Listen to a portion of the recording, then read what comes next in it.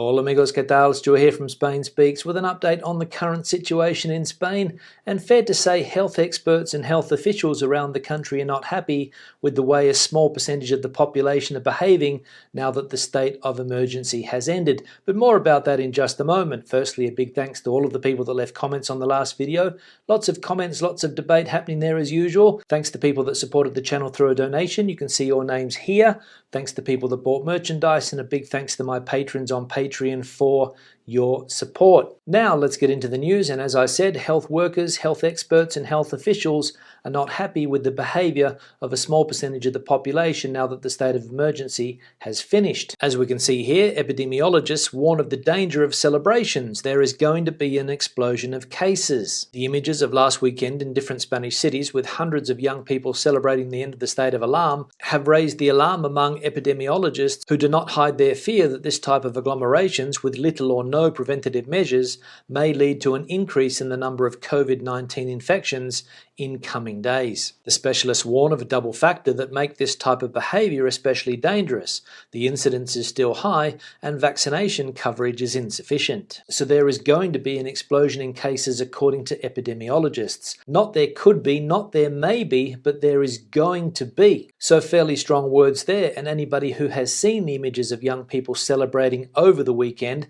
will know exactly what the epidemiologists are talking about. Very little respect for social distancing, hardly anybody wearing masks, and some people's need to party obviously more important than the health crisis. Now, Spain's chief health officer, Fernando Simon, was another person that wasn't overly impressed by what he saw at the weekend. As we can see here, he was disappointed by the agglomerations without the state of alarm. We have a lot of coronavirus, he says. Simon explained that the end of the alarm decree was not the end of the coronavirus. It was not the end of the risks, and that the images that have been seen of crowds produced during the night of the 8th and 9th of May disappointed him. I was not amused. We are going to come out better and very reinforced, but that does not mean that we are all going to belong to that group. There are always people who do not belong to the group of the sensible ones. I'm not angry. I'm disappointed because the message was not conveyed as it should have been. I am not at all happy today, and it is impossible for me to think of how the health professionals can be. I don't know what to say to them, said Simon. So according to Mr. Simon, the message not conveyed as it should have been. But let's be honest, after nearly 15 months of the coronavirus pandemic, if you haven't got the message by now, you must be pretty stupid. Now, with the state of alarm now over here in Spain, as we know, there are 17 different sets of rules and regulations around the country, as each autonomous community is basically doing its own thing. To give you an idea of just how complicated things are in Spain at the moment, let's have a look at this map here of the restrictions in each autonomous community after the state of alarm.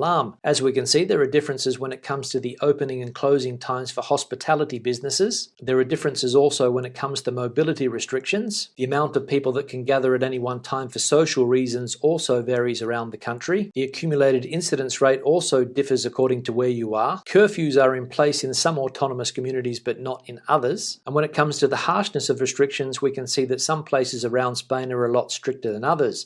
For example, in Madrid, basically no restrictions at all, and the Balearic Islands, the other extreme, with quite a few restrictions still in place. So that is where we are at here in Spain at the moment, post-state of alarm. And if anybody's interested in having a closer look at that graphic, I'll leave a link in the description below where you can find it. Now, tensions between some autonomous communities here in Spain are running high at the moment, especially between the Balearic Islands and places like Madrid and the Basque Country. As we can see here, the Balearic Islands are blaming Díaz Ayuso and Madrid and the Basque Country for the UK's veto on Spain tourism. The Balearic government is clear. Isabel Díaz Ayuso is to blame. Francina Armengol's socialist government considers that the more flexible management of the president of Madrid or the Basque Country has penalised the Balearic Islands. The Balearic Islands justifies in this way that the United Kingdom maintains the veto to the opening of tourism to Spain and has not made an exception with the archipelago. And another piece of news about the Balearic Islands is that they will pay a COVID insurance for tourists who get infected during their stay on the islands. With 200,000 jobs pending tourism, the Balearic Islands face a decisive and agonising month to save the tourist season. At the moment, the blockage of British tourism maintains the worst omens. At the moment, the great hope remains Germany, where the Balearic president travelled yesterday to campaign for the islands to defend their health security.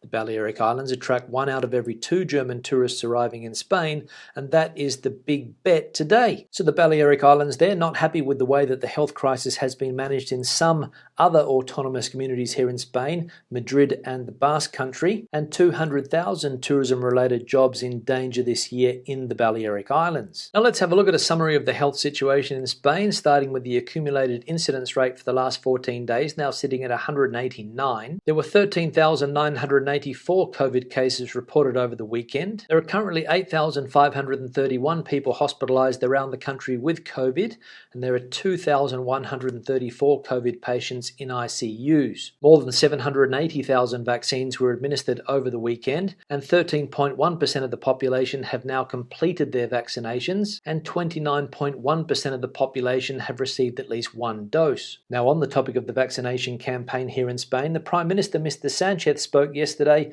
and reassured the population that everything is on track. According to Mr. Sanchez, we are only 100 days away from achieving group immunity. So some upbeat words there from the Prime Minister. And some more good news, this time about the economy, and it is that the Spanish economy is already starting to rebound from the COVID crisis. There is barely a handful of data, the horizon is still hazy, cloudy and imprecise.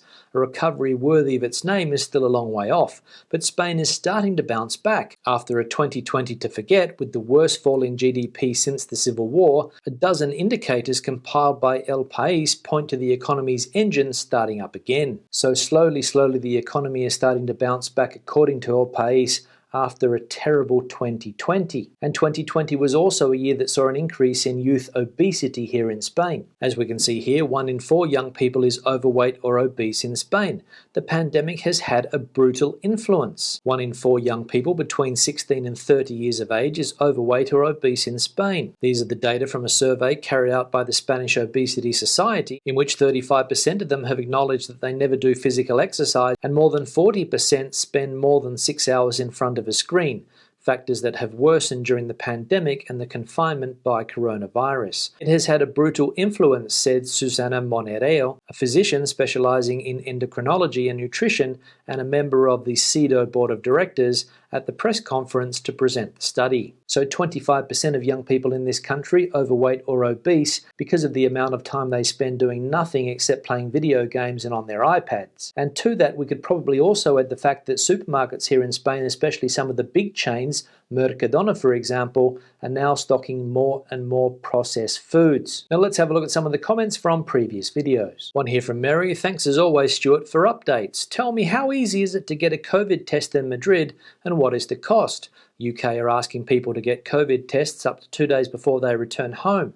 If and when Spain returns to the green country for travel for UK and Irish people, is COVID testing going to be accessible and easy? Yeah, Mary, thanks for the comment. And to be honest, I don't know how easy it is to get a COVID test here in Spain because I haven't had one done yet. But I did a quick search on the internet and there seems to be lots of places offering that service, and prices range between 60 to 80 euros. And I think you also get the results back fairly quickly. I read yesterday that having a PCR test done before you return to the UK is essential if you want to travel overseas this year. So it does seem to be fairly easy to get one of these tests done here in Spain, and I think it will get even easier in coming months. One here from Richard: loving the outdoor videos, Stu. Living in Melbourne, Australia, I'm always listening for updates on international travel, waiting for the moment myself and my wife can hop on a plane and visit Spain again. With the current rumour that us Aussies won't be allowed international travel until 2024, I will have to live vicariously through your videos.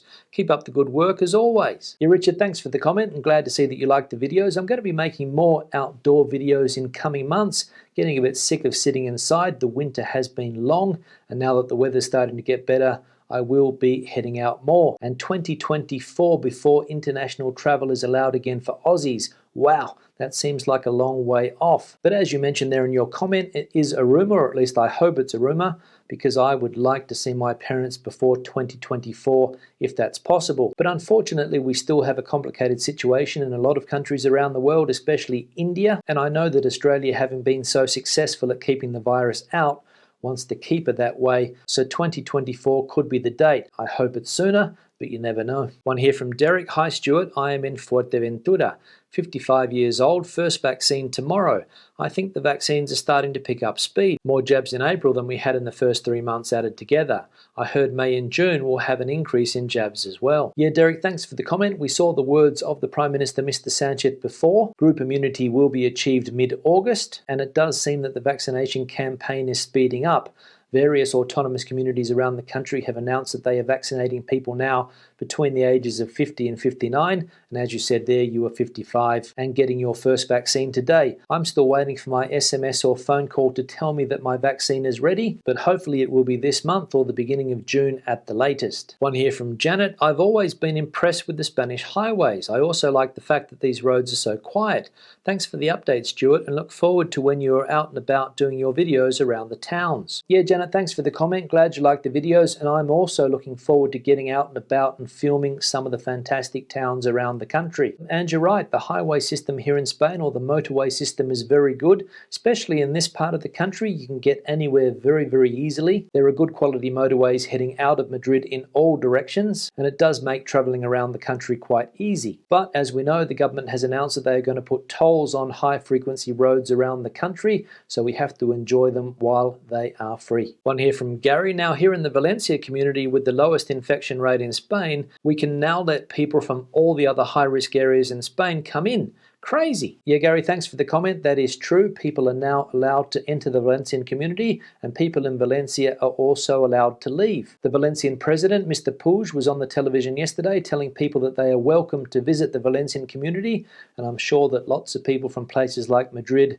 will hit Valencia, Alicante, Castellón this weekend or the next, because they want to get out and enjoy that great Mediterranean weather. But it seems that the economy here in Spain is now the priority, and that is why autonomous communities are opening their borders again, because they want people to visit, come down there and spend money. But if people are sensible and adhere to the rules, hopefully the health situation in places like Valencia won't worsen with the increase of tourists. We'll wait and see. One here from Lee. Nice car video again. I will do a road trip, COVID safe of course.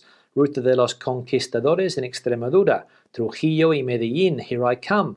Might stay at the Parador. If I do, I'll follow up with a review. Yeah, Lee, thanks for the comment, and there's nothing like a good road trip here in Spain, travelling around the country by car, and the one that you mentioned there, La Ruta de los Conquistadores, is one that I would recommend, and the Parador in Trujillo, as you mentioned there, is also a very nice place to stay. In fact, Extremadura is one of my favourite places to visit in this country. And finally, one here from Digger360. The Campo looks so green at the moment after all the recent rains, but as usual, it will be like scorched earth again in a couple of months. Yeah, Digger, thanks for the comment. You're right, everything looking very green at the moment, but it's not going to last long.